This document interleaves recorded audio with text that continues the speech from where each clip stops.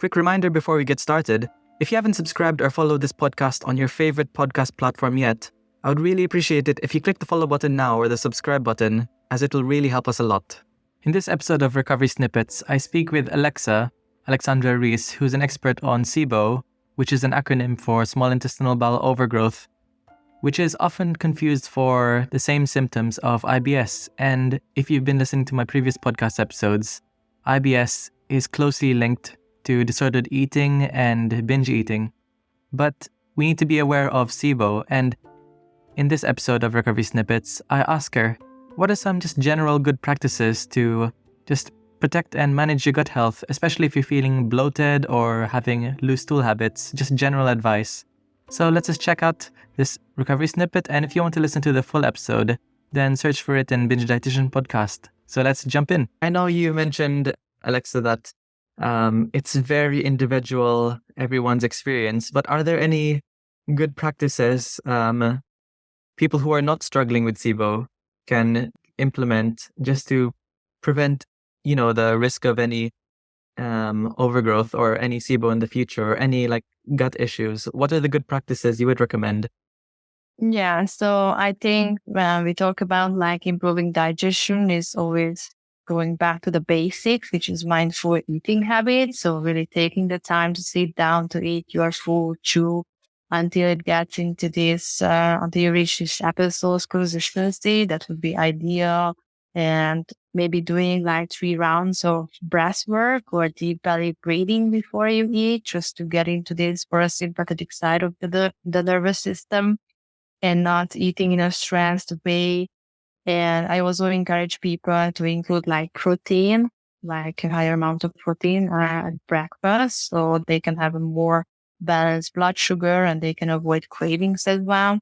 But all of these stress management techniques have a positive impact on the digestion. And whole foods as well. So limiting, obviously, this processed food intake. It's not like you cannot eat ever, but the majority of your food should come from whole foods. So cooking as well could be a great experiment, even just starting somewhere a few days, and then you can always increase. Getting outside, getting sunshine, good relationships as well, and support from family, friends. They can already create a huge impact on your overall health. So just I'm not sure if you want to know something specific, but no, just so it always goes back to the basics, and just like those advice, the advice you gave, that's also beneficial to reduce binge eating episodes, just to include protein into your diet. Just have balanced meals, protein, fats, carbs, fiber, and try not to over restrict, or else you just have extreme. Or you might tell your body you're on feast or famine mode. You're gonna be having intense urges to binge eat, and also mindful eating, like you mentioned. Going back to the breath work you mentioned, there's lots of studies on improving your gut symptoms, improving the parasympathetic system. How does one person, let's say I have really bad bloating, for example, how do I do the breath work? How do I breathe the thing? Yeah, I can show you to the clients as well that maybe you can start 3 rounds if you haven't done it, and sit down, because if you do it standing up, you may feel a bit dizzy first. Okay. And then you breathe in for 4 seconds through your nose, and you keep the breath for 5 to 6 seconds. And then you slowly breathe out for 8 seconds. And then you pause for a few seconds before you inhale again. And then you repeat this cycle at least 3-4 rounds. And then sometimes I suggest putting one hand on the chest and the other hand on the belly area, so you can feel which area is rising, for example. And then that way you can also control and monitor if your chest is rising or your belly, because we want to make sure that the air is going to the belly area. So that could be one way. Of course, there are different techniques like the square breathing, where you just breathe in for 4 seconds, hold for 4 seconds, breathe out for 4 seconds, and then you can increase the numbers as you improve with the breathing techniques. And if they want to learn more, for example, because I'm obviously not like a breathwork mentor or coach, I also have a very good friend who is teaching people how to breathe properly, because a lot of people doing mouth breathing, that's also not really good.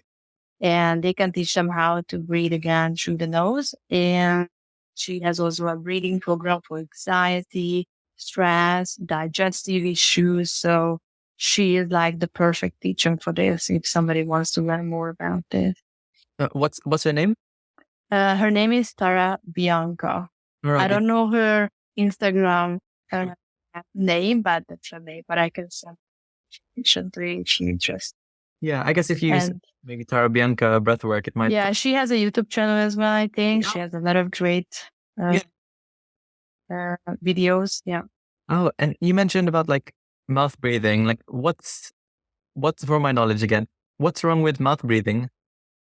Well, it's not really the ideal way how it goes. And I think I'm not also an expert in this area, but I know it's also not good for the structure of the face. So it can change it in a negative way.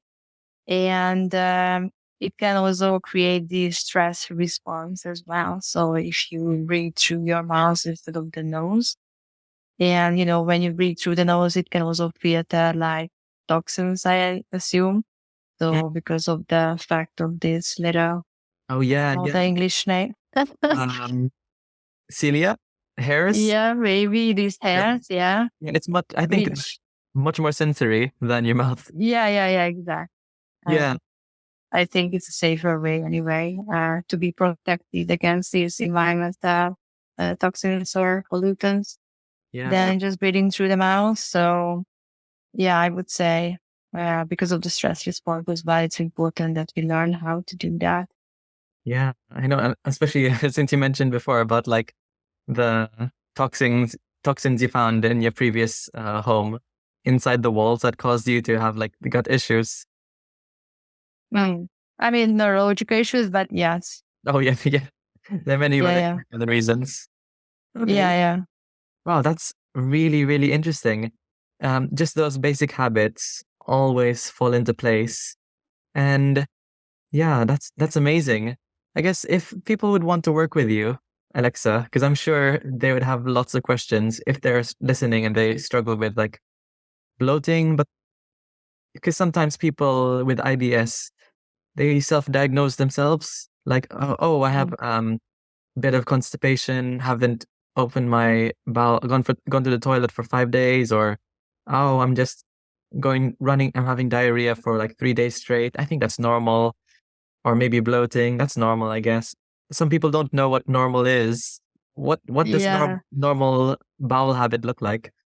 So I would say like pooping at least once a day, but rather twice or maybe 3 times a day. That would be more ideal. So definitely not like, oh, I went to the toilet a few times a week. That's okay. No, that's not okay.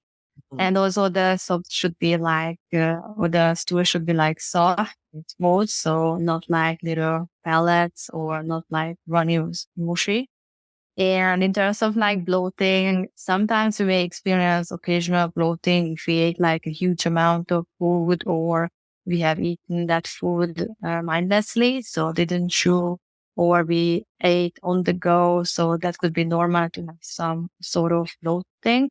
But usually this occasional bloating should be resolved within a few days. So it shouldn't be chronic bloating. So if you wake up already with a bloated belly, or if you experience that every day, my belly gets bloated and worse by the end of the day, that's not really normal.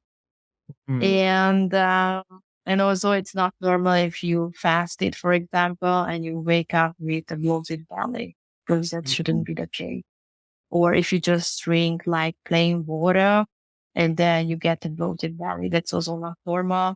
It may be more normal if you drink like carbonated drinks, for example, or sugary stuff, or too much fat, for example. And how bloated is bloated? Because there's the, like, if you finish a big meal, of course your stomach's going to be a little bit bigger, but like how bloated is quote unquote a problem? Like, is it when you struggle to breathe or when it looks like you're 6 months pregnant? I don't know much about like how big 6 months pregnant is, but I guess it's pretty big. Yeah, it's big. So like I said, I think it would be something similar, like even if you get occasional bloating, like a little bit of an extension of the belly after eating, it should come back to its place after a few hours or within a day or two. So to have a flatter stomach, obviously depends on if there is any fat storage, but you can also see the difference because a bloated belly is more of this firm belly, while if you have fat, it's more of a spongy feeling on the belly, I would say, that you always get, or maybe you always feel. But with the bloating, it gets more of this distension. And if it doesn't go away, or if it gets higher or bigger, and maybe you feel pain with the bloating, because that can also happen. Or if you have breathing difficulties, then obviously it's something that you need to investigate further.